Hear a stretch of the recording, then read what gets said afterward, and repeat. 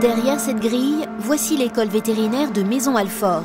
C'est lui, Claude Bourgelin, un Lyonnais, qui est à l'origine de sa création en 1766. Au XVIIIe siècle, l'école avait pour vocation d'éradiquer la peste bovine qui sévissait dans les campagnes. Là, les petits points blancs sont des petits dépôts de calcium dans la peau. Ah, d'accord. Aujourd'hui, l'école assure la formation de 600 étudiants.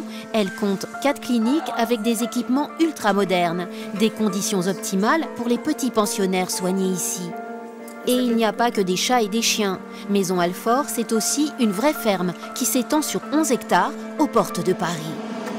Biscuit, un lapin de compagnie, va subir un scanner. Il est suivi pour une pathologie bien particulière. Biscuit, il a une maladie des dents qui est très fréquente chez les lapins, mais chez lui elle est très avancée puisqu'il fait ses dents ne poussent pas normalement. Elles poussent de façon très anormale, elles sont tordues, elles sont difformes. Pas moins d'une dizaine d'étudiants veillent au bon déroulement du scanner de Biscuit.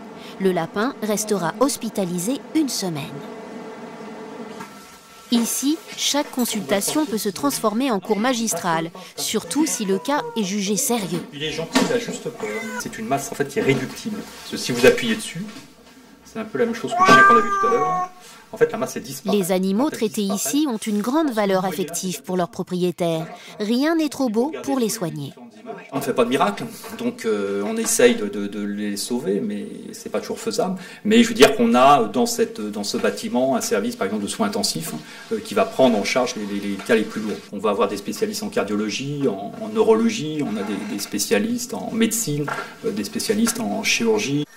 L'école abrite aussi une clinique pour animaux sauvages. Ici, professeurs et étudiants, tous bénévoles, se relaient à leur chevet. Cette chouette effraie a été trouvée en piteux état dans la nature. Dans ce centre financé grâce aux dons, tous les animaux reçoivent un traitement sur mesure. C'est la dernière étape avant que les animaux soient relâchés. On a fini les soins, on n'a plus besoin de les voir au quotidien. On va juste venir leur donner à manger et faire attention que tout aille bien.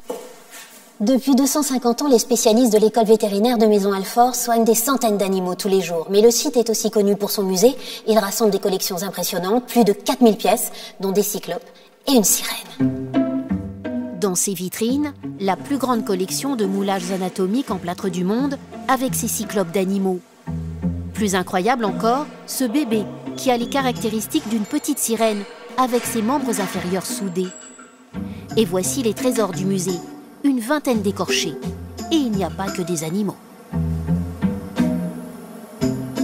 Les anatomistes du XVIIIe siècle allaient chercher les corps dans les hospices ou à la voirie, c'est-à-dire dans les équarrissages pour les animaux.